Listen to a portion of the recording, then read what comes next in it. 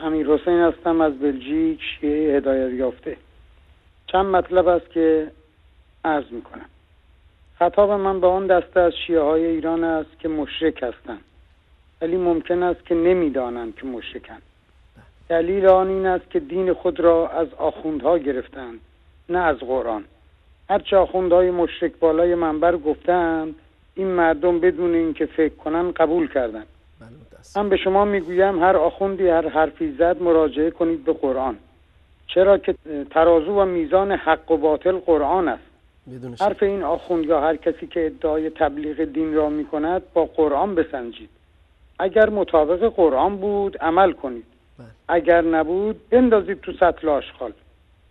گلادستون نخست وزیر سابق انگلیس در پارلمان گفته بود تا زمانی که قرآن در بین مسلمان ها هست نمی شود ملت های مسلمان را استثمار و استعمار کرد و همین دلیل سالها زحمت کشیدند و قرآن را از بین مسلمان ها به سر قبرها بردند و بر مردگان خواندند، به خصوص در ایران، و مسلمانان از قرآن دور شدند. یا قرآن را گذاشتند سر تاقچه ها و گاهی آن را میبوسند و دوباره همانجا میگذارند، یا موقع سال تحویل در سر سفره هفت‌سین میگذارند و یا یک دعای سال تحویل را میخوانند و سلام. بعد انگلیسی ها آخوند و آیت الله درست کردند و این آخوندان مشرک هم سالها بالای منبر گفتند که فهم قرآن مشکل است و فقط روحانیون آن را درک میکنند. بقیه مردم هر آنچه را که آخوند میگوید مردم باید مثل طوطی و میمون تقلید کنند. به مردم گفتن شما قرآن نخوانید، ما میخوانیم برای شما تفسیر میکنیم. به همین دلیلم کلمه التین و زیتون را به نام حسن و حسین تفسیر کردند. مردم ایران هم بدون آنکه کمی تحقیق کنند و در آیات قرآن تدبر کنند، معذرت میخواهم، توهین نمیخوام بکنم، مثل گوسفند دنبال این آخوندها رفتن و به اسم محبت اهل بیت و اینکه اگر در سال چند روز در محرم عزاداری کنید و چند قطره اشک بریزید میروید به بهشت و یا علی یا حسین بگویید، خدا را از یاد بردن، چون که تقسیم کننده بهشت و جهنم رو حضرت علی قرار دادن. بعدم آخوندا گفتن اصلا نگران نباشید، چون خدا بهشت را برای شیعه های حضرت علی خلق کرده، همه به بهشت میروند چون مقسم بهشت و جهنم حضرت علی است. بقیه مسلمان هم چون سنی هستند و در حقیقت به قول آخوندها ناصبی هستند، همه به جهنم میروند. امام زمان هم چون فارسی بلد نیست، حاجات خود را به ما آخوندها بگویید و پول بدهید، ما نامه های فارسی شما را به عربی می نویسیم، داخل چاه می اندازیم تا ایشان آن را بخواند و حاجت های شما را بدهد. خاکم بدهن. پس الله چه کار است؟ به قول احمدی نژاد امام زمان جهان را مدیریت می کند.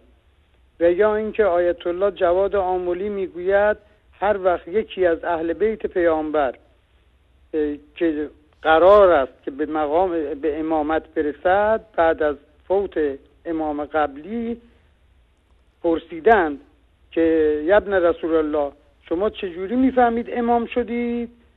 امام موسی کاظم البته روایت دروغ درست کردن که گفته استش که ما هر وقت احساس ذلت کنیم حتما به مقام امامت رسیده ایم، یعنی باید اهل بیت ذلیل بشن تا اینکه امام بشن. آقایان شیعیان پیامبر اسلام فرمود 1 ساعت تفکر برابر است با 70 سال عبادت. آخر عقلتان کجا رفته؟ به جای زدن به سر کله و سینه خود بروید قرآن بخوانید، نه اینکه چند آیه را حفظ کنید و توتی بار بخوانید، بلکه با آیات قرآن زندگی کنید و در آیات آن تدبر کنید. مثلا همین نماز جمعه تهران رو شما در نظر بگیرید. بیشتر خطابم به این آدمخواران ولایتن که برای ساندیس میرن اونجا برای نماز جمعه. اون خطیبی که اونجا واسطه و یه اسلحه هم دستش گرفته و به حساب نماز جمعه رو میخونه، اونجا نوشته که ولایت فقیه همان ولایت رسول الله هست. ولایت رسول الله متصل به وحی بود. آقایون شیعه ها، مردم ایران دقت کنید، ولایت رسول الله متصل به وحی بود، متصل به خداوند بود. ولایت فقیه متصل به کجاست؟ شاید منظورتان اینه که ایشون هم متصل به ولایت چین و روسیه است دیگه. و السلام علیکم و رحمت الله و برکاته. علیکم السلام و رحمت الله و برکاته. امروز بیشتر تماسامون از برادر عزیز امیر حسین از بلژیک هست. واقعا دلسوزی های ایشون قابل قدردانی است. درد دلهای همه موحدین رو بیان میکنن.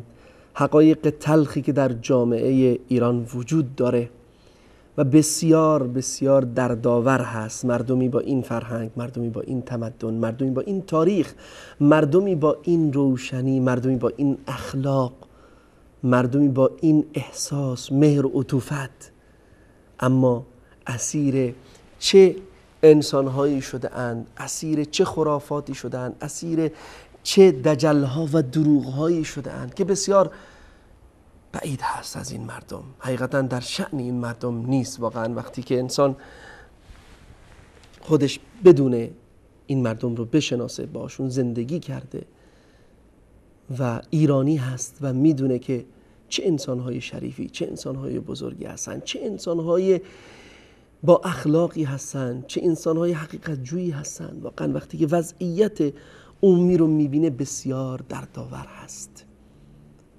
بسیار دردآور هست. اون چیزی که مستکبرین میخوان، اون چیزی که کسانی که دارن بر این مردم حکومت میکنند، دارند مصالح و منافع خودشون رو، مصالح و منافع خانواده و حزب و گروه و جمع خودشون رو دارن تأمین میکنند و بر این مردم حکومت میکنند و از این راه دارن به لذت‌های زودگذر خودشون میرسند و مردم رو متاسفانه از حق و حقیقت، از خوشبختی واقعی، از رسیدن به دینی صحیح و دنیایی در واقع آزاد، دنیایی با رفاه، آنها را منع کرده اند.